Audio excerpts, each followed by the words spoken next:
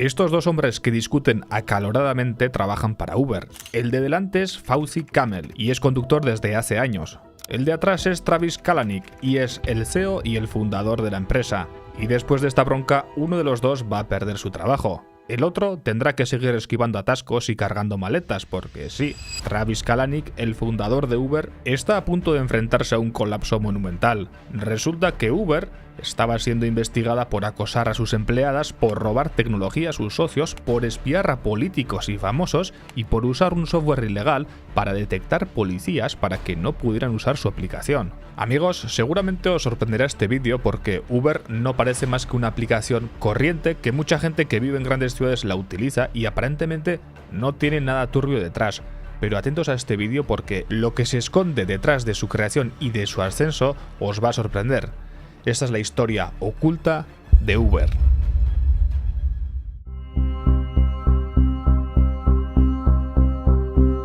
En 2008, Garrett Camp, un ingeniero canadiense, acababa de vender su empresa, StumbleUpon, una plataforma para descubrir páginas web al azar. eBay había pagado por ella $75 millones y Garrett se embolsó una buena parte. Era millonario. A sus 30 años era un tipo introvertido que disfrutaba de las cenas de alta cocina con sus amigos en San Francisco. Pero los ricos también tienen problemas y hay algo que Garrett no podía soportar. De madrugada, cuando quería regresar a su lujoso apartamento junto a South Park, nunca conseguía un maldito taxi. Aunque San Francisco era una ciudad pequeña y tenía varias opciones, a esas horas ninguna le convencía. Beber y conducir su Mercedes no era buena idea. El tren, poco recomendable, y volver en bicicleta borracho tampoco le convencía demasiado. El taxi era la solución perfecta, pero en pleno siglo XXI y en la ciudad de la innovación era más fácil que se te apareciera la Virgen que conseguir uno. De hecho, como conseguir un taxi en San Francisco era literalmente más complicado que conseguirlo en Pamplona, Garrett empezó a hacer el tonto llamando a todos los taxis a la vez y terminó en una lista negra. Entre eso y que contratar un chofer le parecía caro, vio que ahí había lo único que necesita un emprendedor para hacer su trabajo: un problema que solucionar. Una noche, viendo Casino Royale, un detalle le hizo explotar la cabeza. No era una escena de acción, era James Bond mirando un viejo Sony Ericsson. En la pantalla había un mapa que mostraba la ubicación exacta de su coche. Esta escena, cuando salió la película en 2006, fue revolucionaria, pero en 2008 el iPhone incluía GPS, Wi-Fi y acelerómetro. La tecnología necesaria ya existía. ¿Y si en lugar de esperar a que aparezca un taxi pudiera ver dónde está y cómo se acerca? La típica idea que tienes medio borracho a las 3 de la mañana y tus amigos celebran como si fuera una genialidad. A la mañana siguiente nadie se acuerda del tema. Pero tú no eres Garrett Camp y sus amigos no son como los tuyos. Garrett se obsesionó con esa idea y le llamó Uber, que en alemán significa por encima de. Justo lo que tenía en mente, un servicio por encima del servicio de taxis de la ciudad. Por eso registró ubercab.com. Constituyó UberCab LLC en California y empezó a investigar el mercado. Quería comprar 5 Mercedes, compartirlos con amigos y probar si funcionaba. Y comentó la idea con otro emprendedor, Travis Kalanick. Travis había tenido menos suerte. Sus empresas usaban el modelo peer-to-peer para que los usuarios compartieran archivos directamente sin que hubiera un servidor central. Eran como Napster. Su primera empresa, ScoreXchanger, enfocada en compartir películas, acabó en los tribunales. La segunda, RedShush, más adaptada al mundo empresarial, se vendió por unos $19 millones tras años de pelea. Pero lo que diferenciaba a Travis no era su currículum, sino su mentalidad. Era un competidor salvaje que nunca aceptaba una derrota. A él no le bastaba con tener una idea brillante, también quería aplastar a quien se interpusiera entre sus objetivos. Travis se dedicaba a invertir pequeñas sumas en startups,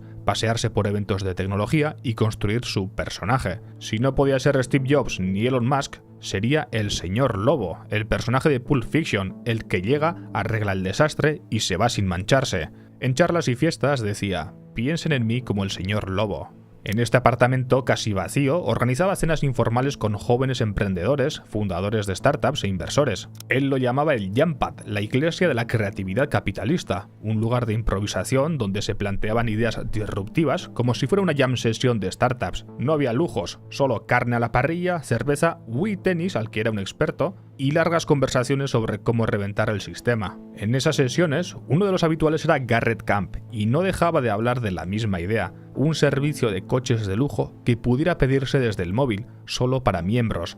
Estaba harto de licencias caras, de estaciones base con radios y del clásico Crown Victoria amarillo. A Travis la idea de Garrett le gustaba, pero había una parte que no. Garrett quería poseer los coches y los garajes.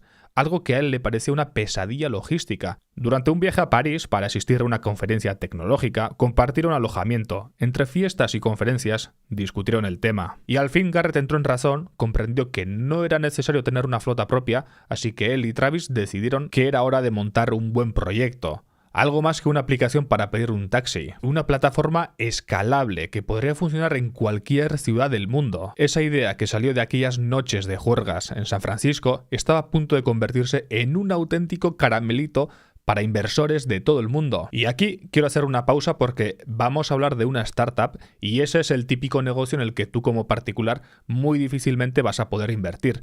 Pero existen otros productos más accesibles y de menos riesgo, como la cuenta de Trade Republic, que te da un 2,02% TAE de interés anual. Trade Republic es el patrocinador de este vídeo y es un banco que yo utilizo desde que empecé a trabajar con ellos. Es moderno, su aplicación va fluida, me permite hacer bizums, transferencias, me permite invertir en acciones, fondos, ETFs, bonos, todo desde la propia aplicación, lo cual es comodísimo comparado con los bancos tradicionales. La cuenta es española, es decir, tienes un IBAN español, eso significa que de esos intereses que te genere la cuenta no vas a tener que preocuparte por Hacienda porque los impuestos se van a gestionar automáticamente. Esto para particulares me parece muy interesante. Además puedes tener esta tarjeta de débito en forma de espejo que cada vez que la saco la gente se piensa que soy un político y cada vez que pagas algo puedes reinvertir el 1% automáticamente en un plan de inversiones que tú hayas elegido. Para mí es de las mejores aplicaciones que he probado para tener mis finanzas en control, o sea que te dejo un enlace para registrarte en el comentario fijado, que abrirte una cuenta es gratis. Y ahora sí, continuamos.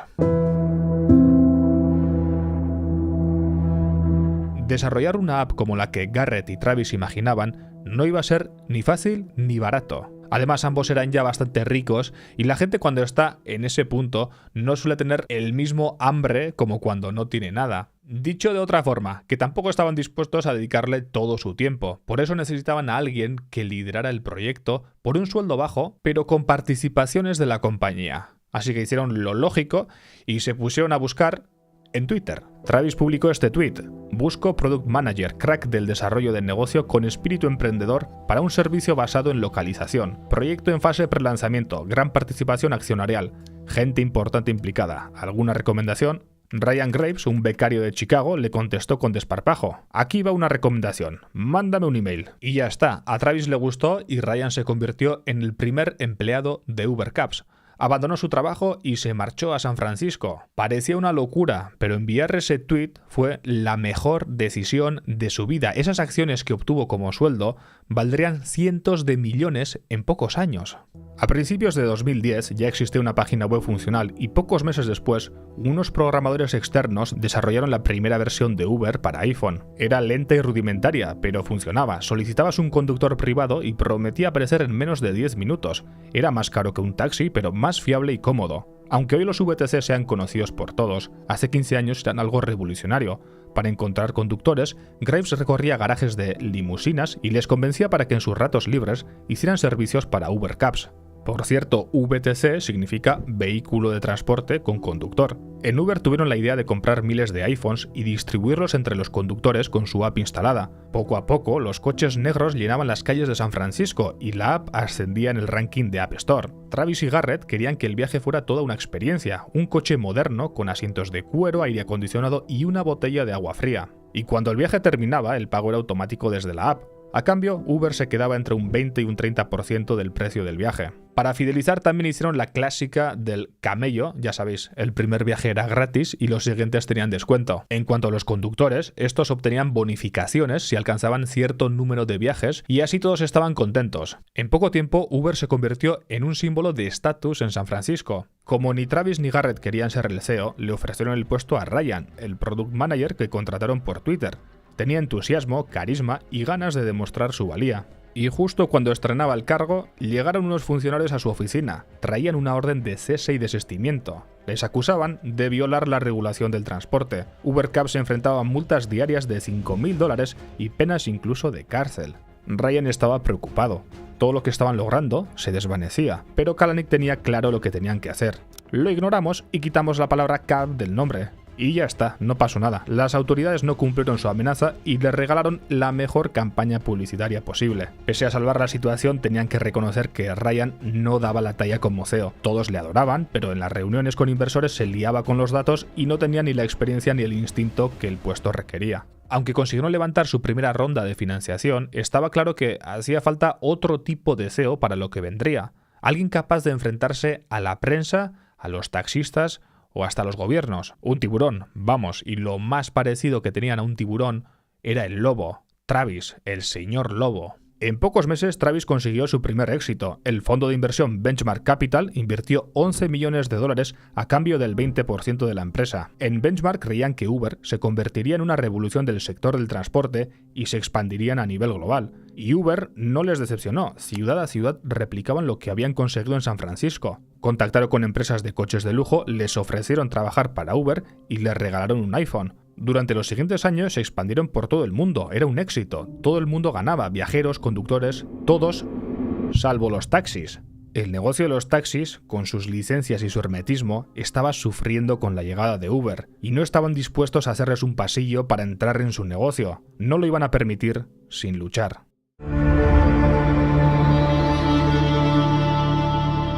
Para Travis cumplir con las regulaciones no tenía sentido. Según decía, hay tanta corrupción y clientelismo en la industria del taxi que si pides permiso no lo vas a conseguir nunca. Y Uber se apoyaba en conductores y usuarios. Si alguien intentaba frenarles, mandaban un SMS y aparecían cientos de protestas contra los abusos del poderoso sector del taxi. Cuando se llegaba a una masa crítica de usuarios, las autoridades preferían no actuar. En realidad Uber tenía conductores profesionales y vehículos con licencia. En cada nueva ciudad formaba un equipo joven y motivado que actuaba con independencia. La única condición era cumplir los objetivos a cualquier precio y se promovía una cultura competitiva hasta el extremo y plagada de testosterona. Travis era el líder y ellos sus generales en la guerra contra el taxi. Pero a principios de 2012 apareció una nueva startup, Lyft. Su app permitía que cualquiera se convirtiera en chofer privado. El bigote rosa de sus coches triunfaba en San Francisco y a la gente le parecía más fresco y divertido que Uber. Lyft fue la primera competencia seria de Uber y la reacción de Travis fue como para estudiar en la universidad. No sé si en la facultad de negocios o si en la facultad de psicología, pero bueno, de entrada exigió a las autoridades que cerraran Lyft, que era un negocio ilegal porque no usaban conductores profesionales. Ahora de repente las regulaciones sí que eran importantes, aunque al mismo tiempo también ya estaba maquinando que ese debía ser el futuro de Uber. Meses después lanzaron UberX, una copia de Lyft que abría Uber a cualquier conductor, sin importar que no fueran profesionales. Y a la vez atacaron con todo a Lyft. Travis atacaba a su fundador y amenazaba a sus inversores con no poder participar en Uber. En las fiestas que organizaba Lyft para sus conductores, los hombres de Uber se colaban y repartían sus promociones. También llenaron la ciudad con estas vallas publicitarias en las que una cuchilla amenazaba con afeitar al bigote rosa. Y desarrollaron Hell, un software que les permitía conocer qué conductores trabajaban para ambas empresas. Hell rastreaba sus iPhones para saber los precios de Lyft y luego bombardeaba a esos conductores con promociones para que solo usaran Uber. Pero además de Hell también existía Heaven, una herramienta también llamada GodView que les permitía ver en tiempo real la ubicación de los usuarios. Años más tarde, un investigador de seguridad de Uber declaró en juicio que los conductores podían trazar la ubicación de periodistas, políticos de alto nivel, famosos o incluso exnovias. Dijo que incluso Beyoncé fue espiada de esta manera, sin permiso ni justificación, solo porque podían. Oficialmente la idea de Heaven era supervisar y mejorar la seguridad de los usuarios, pero se convirtió básicamente en un sistema para acosar a cualquiera. Podían saber desde dónde pedía el Uber un usuario, a dónde se dirigía e incluso rastrear su posición tiempo después de bajarse del vehículo. Y por supuesto no había control sobre quiénes tenían acceso a Heaven y los que lo tenían lo usaban sin justificación. Y ni siquiera lo ocultaban. En una fiesta en la sede de Uber mostraron en una pantalla gigante la ubicación de los invitados en tiempo real, usando Heaven como si fuera un juego. Uber no solo jugaba sucio con la competencia, espiaba a sus propios usuarios, pero de todas las herramientas de Uber, su verdadera arma definitiva era el dinero. Quemaba cientos de miles de dólares en viajes gratis y promociones para sus conductores. Uber no quería ser rentable, sino crecer y expandirse por todo el mundo para impresionar a los inversores, eliminar a la competencia y superar cualquier regulación obsoleta. Y conseguían mucho dinero pese a que las condiciones que ofrecía a sus inversores eran casi humillantes. Travis Kalanick lo dejó claro desde el principio, él tomaría todas las decisiones. Para entenderlo, siempre imaginamos que las decisiones de una empresa las toman los accionistas. También entendemos que no es lo mismo tener 10 acciones que tener 10.000 a la hora de realizar una votación. Pues bien, Travis diseñó un sistema con dos clases de acciones. Además de las normales, las tipo A, existían las tipo B, las de los fundadores, que valían 10 veces más en votos que las normales. Este sistema era poco democrático, pero legal y bastante común en Silicon Valley. Google o Facebook también lo hicieron. Quien quisiera invertir tenía que tragar con ello. Y la que más tragó fue Google. Sus negociadores ofrecieron dinero, contactos y ayuda estratégica, pero Kalanick les dejó mudos. Quería 250 millones de dólares y a cambio les ofrecía un asiento sin voto en el consejo de administración. Google aceptó un poco humillada, sabían que Uber estaba revolucionando el sector del taxi. De hecho, la llegada de Uber ya estaba causando daños colaterales debido al precio absurdo de las licencias de taxis.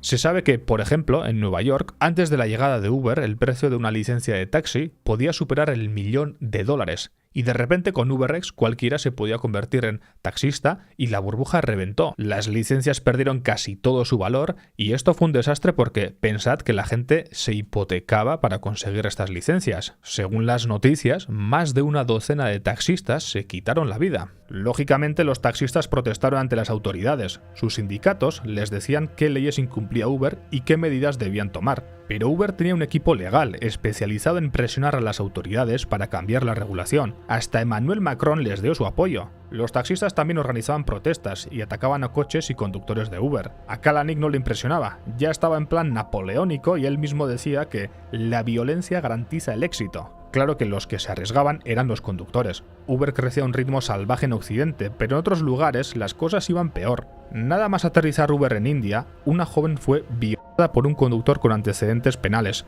Uber trató de ocultarlo e incluso accedió al registro médico de la víctima, pero el escándalo fue brutal y fue vetada en Nueva Delhi. En Latinoamérica y Asia los taxistas también protestaban y destrozaban sus coches, pero además sus conductores eran perseguidos, linchados e incluso asesinados.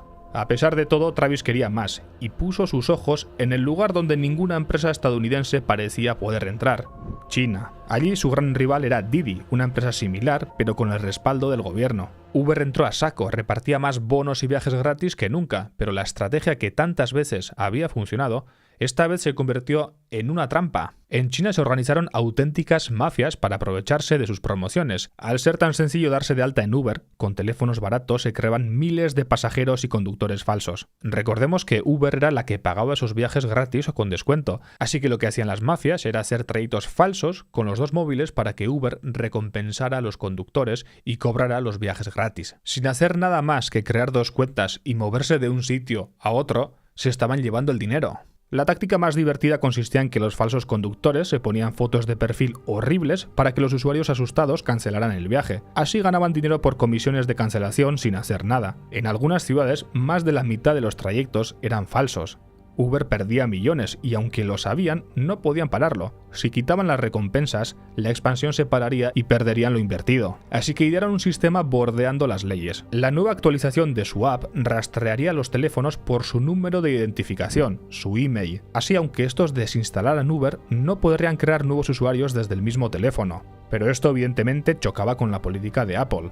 Cuando detectaron el código de la nueva versión de Uber, el propio Tim Cook se reunió con Travis. Tim fue claro: o revertían los cambios o Uber desaparecería de la App Store. Travis aceptó sin rechistar: si los borraban de la App Store estaban muertos. La realidad es que China fue un fracaso. En 2016 vendieron su filial a Didi a cambio de un 20% de esta empresa. Al menos habían salvado los muebles. Para compensar, Arabia Saudí invirtió 3.500 millones en Uber. Parecía que el futuro seguía siendo dorado, pero cuando llegó 2017, todo saltó por los aires.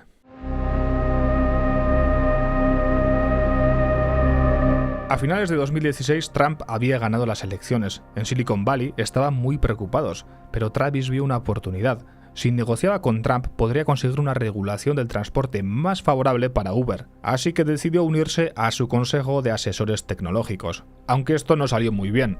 Una de las primeras medidas de Trump fue impedir la entrada a Estados Unidos de musulmanes de 7 países. La indignación estalló en las calles y miles de personas acudieron a los aeropuertos a protestar. En Nueva York, muchos taxistas eran de origen musulmán, y por eso el sector del taxi se declaró en huelga durante 1 hora. En Uber no hubo huelga, pero sí tuvieron los reflejos para desactivar la función que ajustaba los precios en función de la demanda. 1 hora sin taxis en Nueva York daba mucho dinero, pero tampoco querían que se les acusase de aprovecharse poniendo los precios por las nubes. Este inocente tuit en el que anunciaban su medida costó millones de euros a Uber. Lo que pretendía ser una buena noticia se convirtió en un desastre. Se evidenciaba que incluso en una situación así, toda la solidaridad que Uber podía ofrecer era no abusar demasiado. Y para colmo, Travis era un asesor de Trump. En cuestión de horas el hashtag #DeleteUber fue tendencia mundial y tras una semana, 500.000 de usuarios se dieron de baja y muchísimo más se desinstalaron la app. Y esos cientos de miles de usuarios se fueron a Lyft. Después de años intentando hundirla, ahora la potenciaban con un solo tuit. Travis llamó avergonzado a Trump y renunció a su puesto en el consejo. La sangría se detuvo, pero la crisis de Uber solo acababa de empezar. También se organizaban fiestas con drogas, alcohol y sexo. A Travis no solo le parecía bien, sino que él mismo realizaba reuniones en clubs de striptease. La frase "Teach on Travis" era una expresión habitual para poner a cuenta de Uber este tipo de reuniones. Como ya imaginaréis, era un ambiente bastante hostil para las mujeres. La ingeniera Susan Fowler tardó poco en comprobarlo. En su primer día en Uber, su jefe se le insinuó por mensajería interna. Decía que estaba en una relación abierta y al trabajar tanto, no le quedaba más remedio que buscar relaciones dentro de la empresa. Evidentemente a Susan eso no le pareció normal, pero cuando le envió la captura de pantalla a los de recursos humanos, estos respondieron que, en efecto, eso era acoso sexual. Pero que bueno, que su jefe era muy bueno en su trabajo y no era justo atacarle por ese pequeño error. En los próximos meses, Susan descubriría que ese jefe había cometido varios pequeños errores con sus compañeras. La gota que colmó el vaso fue cuando Uber decidió regalar una chaqueta de cuero a todos sus ingenieros, a todos los hombres, porque a las mujeres les dijeron que al ser tan pocas no merecía la pena hacerles una. En febrero de 2017, Susan cambió de trabajo y decidió publicar esta entrada en su blog en la que contaba toda su experiencia. A las pocas horas, Travis se despertó en Los Ángeles. Su iPhone no dejaba de sonar. Al leer los mensajes supo que Uber estaba en peligro.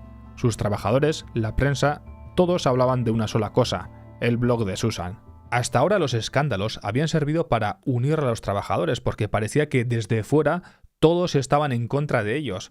Los taxistas, los reguladores, todos querían destruirles y ellos simplemente se defendían. Pero esta vez la crisis era interna y el resultado fue un desastre. Trabajar en Uber literalmente daba vergüenza. Travis reaccionó con contundencia. Encomendó a Eric Holder, exfiscal general de Estados Unidos, una investigación interna que revelara todas las malas prácticas que hubieran sucedido dentro de Uber, y confió la imagen pública de la empresa a una celebridad del mundo de la comunicación, su amiga Arianna Huffington, la primera mujer que entraba al consejo de administración. Y así fue como Travis devolvió la paz a Uber durante 4 días, los que tardó Google en demandarlos por robarles la tecnología. Uber estaba muy interesada en los proyectos de conducción autónoma y acababa de comprar una pequeña empresa especialista en la conducción autónoma. Imaginad qué pedazo de negocio si ya ni siquiera tuvieran que pagar a los conductores. Todo muy lógico, salvo por un detalle. Todos sus trabajadores venían de Google y habían robado toda la información de su proyecto de coche autónomo. Larry Page sabía que Travis estaba detrás de todo y se lo cobró caro. $245 millones. Google se vengaba así de la humillación de años atrás. En ese momento los altos cargos de Uber ya eran conscientes de que Travis era una fuente inagotable de conflictos, un lastre que les hacía parecer una banda de abusones.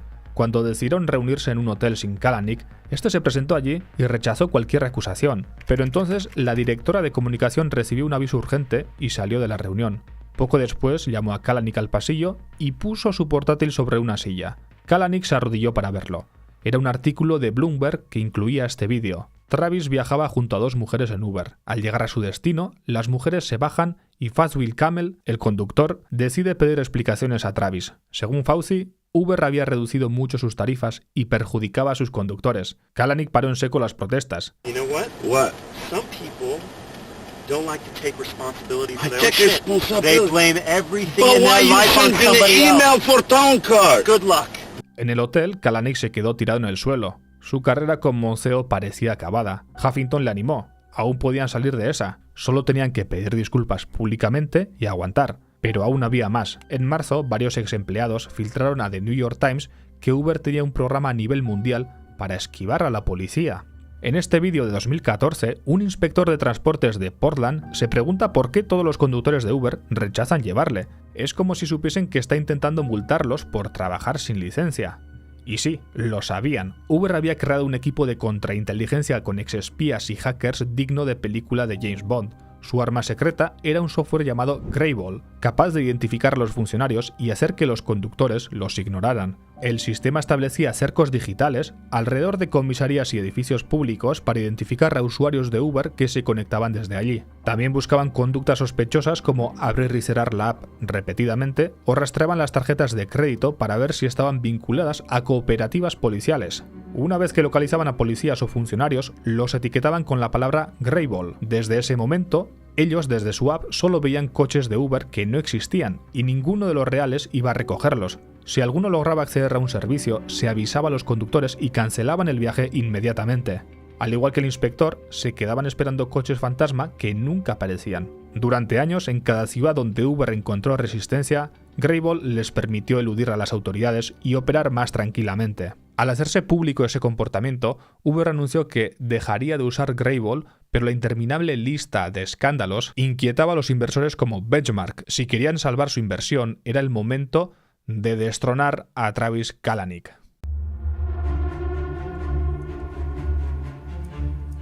Pese a todo lo que estaba pasando, en 2017 Travis estaba tranquilo. Controlaba el consejo de administración con sus votos, los de Garrett, Ryan y los saudíes. Además, por sus acciones especiales, sus votos valían 10 veces más que los de los nuevos inversores.